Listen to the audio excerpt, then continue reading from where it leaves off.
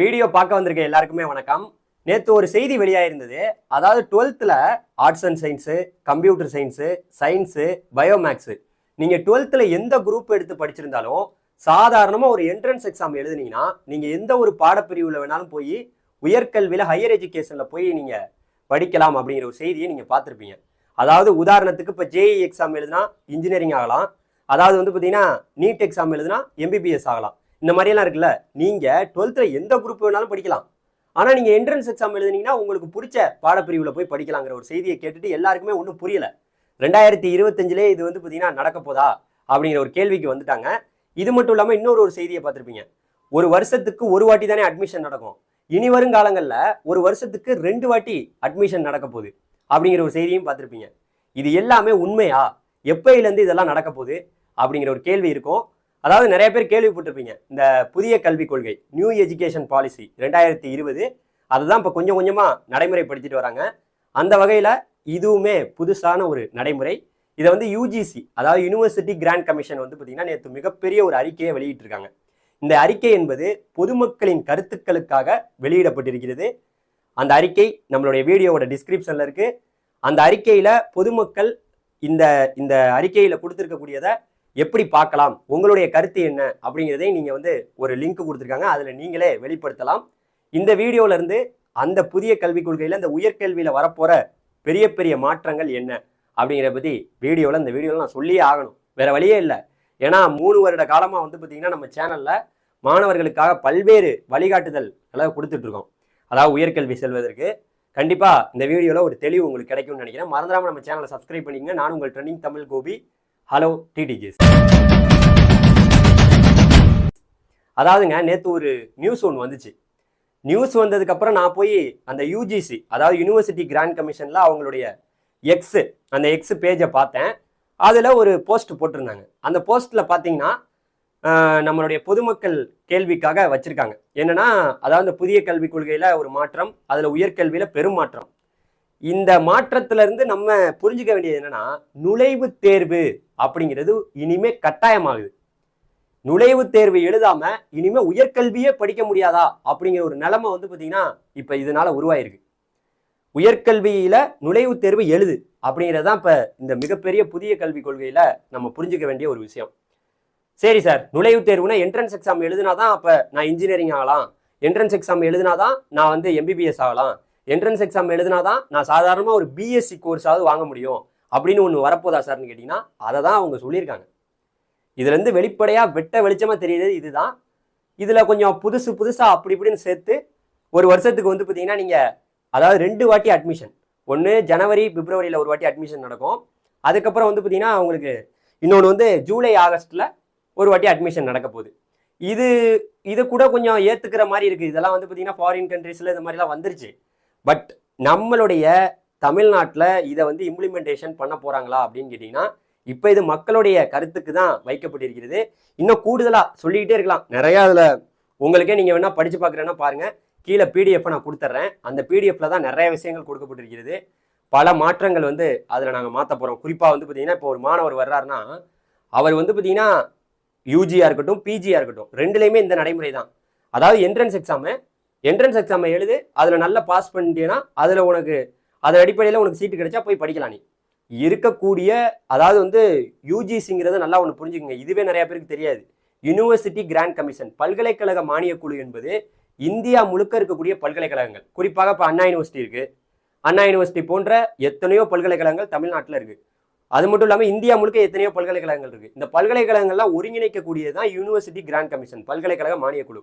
இவங்க இந்த ஒரு அறிவிப்பை கொடுத்துருக்காங்க. இதை எல்லாருமே ஏற்றுக்கொள்ள வேண்டும். ஏற்றுக்கொள்ளவில்லை என்றால் உங்களுடைய அங்கீகாரம் ரத்து செய்யப்படும் அப்படின்னு சொல்லியிருக்காங்க. இதெல்லாம் பண்றது யாரு?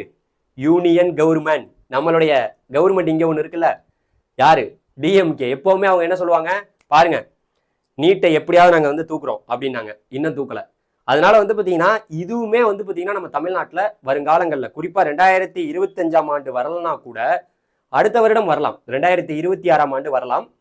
ஏன்னா இப்போல்லாம் பார்த்தீங்கன்னா புதிய நடைமுறை கொண்டு அதை நாங்கள் எதிர்க்கிறோம்னு யார் தான் என்ன சொன்னாலும், எந்த பாலிடிக்ஸ் என்ன வேணாலும் பண்ணாலும் அது கடைசியில் வந்துடுது. இப்போ எத்தனையோ வருஷமாக நீட் இருந்துக்கிட்டு தான் இருக்குது. அதை ஒன்றும் பண்ண முடியல. இதெல்லாம் வந்துங்க சாதாரணமா நான் உண்மையை சொல்றேன். ஒரு சாதாரணமா டிஎன்இஏ அண்ணா யூனிவர்சிட்டியில் நடக்கக்கூடிய தமிழ்நாடு இன்ஜினியரிங் அட்மிஷன் கவுன்சிலிங்க வெளியில மாணவர்களுக்கு என்னால சொல்ல முடியல வருஷம் வருஷம். இதை பத்தி தெளிவுபடுத்துறதுக்கே ரொம்ப நேரம் ஆகுது.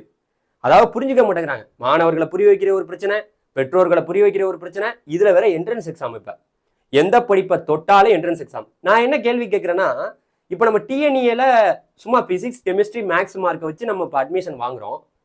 அதே போல பேராமெடிக்கல்ல சாதாரணமாக வந்து பார்த்தீங்கன்னா பேராமெடிக்கல் கோர்சஸ்க்கு உங்களோட பயாலஜி மார்க்கு, அதுக்கப்புறம் பிசிக்ஸ் கெமிஸ்ட்ரி மார்க்கை வச்சு நம்ம போகிறோம். இது மாதிரி வந்து பார்த்தீங்கன்னா அக்ரிகல்ச்சராக இருக்கட்டும், வெட்டினரியாக இருக்கட்டும், இதெல்லாம் வந்து பார்த்தீங்கன்னா சாதாரணமாக 12th மார்க்கை பேஸ் பண்ணியே அட்மிஷன் நடக்குது. இதுலலாம் மாற்றங்கள் வருமா அப்படின்னு கேட்டீங்கன்னா, எல்லாத்துக்குமே என்ட்ரன்ஸ் எக்ஸாம்னா அப்போ ஒரு பல்கலைக்கழகங்களையும் கண்டிப்பாக என்ட்ரன்ஸ் எக்ஸாம் வச்சாதான் உள்ள போக முடியும் அப்படிங்கிற மாதிரி ஒரு சட்டத்தை கொண்டு வந்தா என்ன ஆகுறது? 12th கிளாஸ் கோச்சிங் கிளாஸா மாறப்போகுது. அதுதான் தெரியுது. இப்ப ஒரு கிராமப்புறத்துல படிக்கக்கூடிய மாணவன் இன்னைக்கு சாதாரணமா ஜேஇ கோச்சிங்கே போக முடியாம இருக்கான். ஜேஇனா என்னன்னே தெரியல நம்ம அரசு பள்ளியில படிக்கக்கூடிய மாணவர்களுக்கு. சிபிஎஸ்இ சிலபஸ், அதுக்கப்புறம் ஐசிஎஸ்சி, வேற வேற சிலபஸ்ல படிக்கிறவங்களுக்குலாம் அந்த என்சிஆர்டி சிலபஸ் வந்து அவங்களுக்கு செட் ஆகுது. நம்ம மாணவர்களுக்கு, ஸ்டேட் போர்டில் படிக்கக்கூடிய மாணவர்களுக்கு எதுவுமே செட் ஆக மாட்டேங்குது. நம்ம மாணவர்களுக்கு மார்க் தான் ரொம்ப முதன்மையா நல்லா எடுக்கிறாங்க. அந்த மார்க்கை வச்சு எம்பிபிஎஸ் போக முடியுமானா இப்போ முடியல. நீட் எழுதுனாதான் போகலாம். இந்த பக்கம் ஜேஇ எழுதுனாதான் நீங்க ஐஐடி, என்ஐடி இதுக்குள்ளலாம் போகலாம். நாளைக்கு இப்போ ஆர்ட்ஸ் அண்ட் சயின்ஸுக்கு என்ட்ரன்ஸ் எக்ஸாமு, எல்லாத்துக்கும் என்ட்ரன்ஸ் எக்ஸாம் வந்தால் என்னதான் நடக்கிறது? ஸோ அதனால இந்த பாலிசி என்பது என்னையை பொறுத்த வரைக்கும் கண்டிக்கத்தக்கது. இது நமக்கு தேவையில்லாத ஒன்று.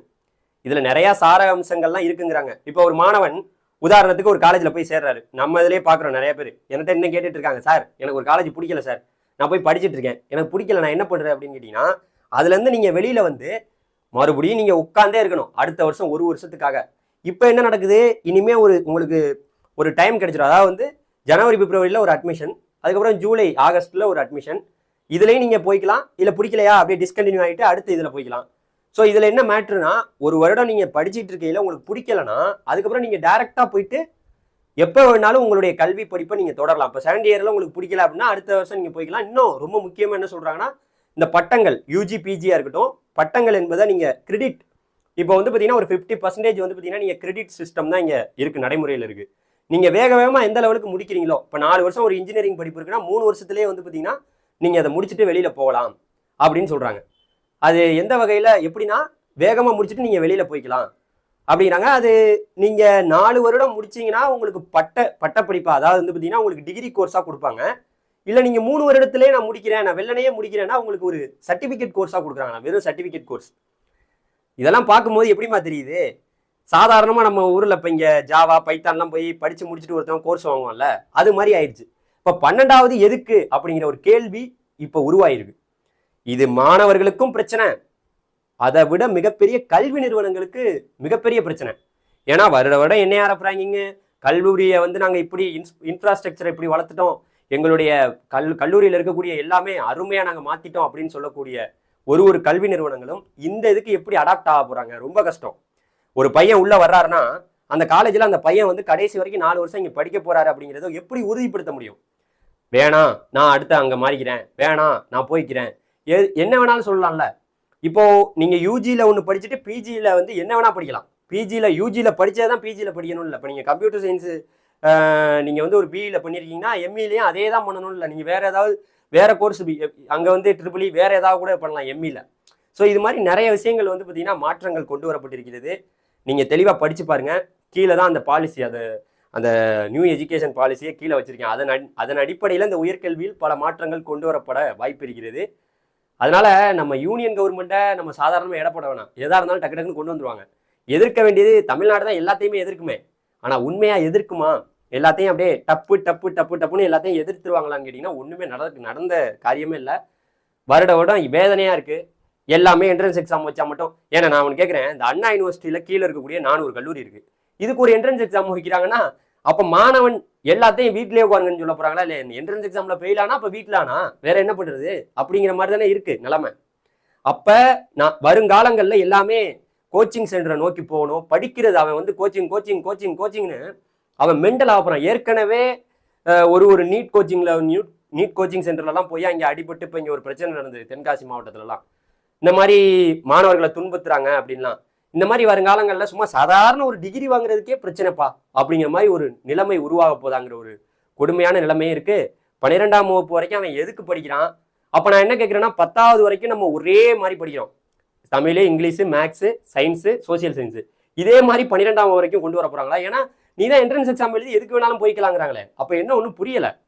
ஸோ என்னைய பொறுத்த வரைக்கும் இந்த நியூ எஜுகேஷன் பாலிசி என்பது ஒரு படிப்பை எந்த லெவலுக்கு கேவலப்படுத்த முடியுமோ அது மாதிரி தான் இது கேவலப்படுத்துற மாதிரி இருக்கு, என்னுடைய தனிப்பட்ட கருத்து. ஏன்னா ஒரு படிப்பு என்பது அதை எடுத்து படிக்கிறதுக்கு முன்னாடி 100 வாட்டி யோசனை பண்ணி படிச்சு இந்த பட்டத்தை நம்ம வாங்கினா எங்கெங்கெல்லாம் வேலைக்கு போக முடியும்னு நம்ம யோசிக்கக்கூடிய காலம் இது வரைக்கும் இருந்த நேரத்தில், இனி வரும் காலங்களில் மாறி மாறி நீ இங்க இருந்து அங்கே மாறலாம், இந்த படிப்பு பிடிக்கலன்னா வேற படிப்புக்கு மாறிக்கலாம்.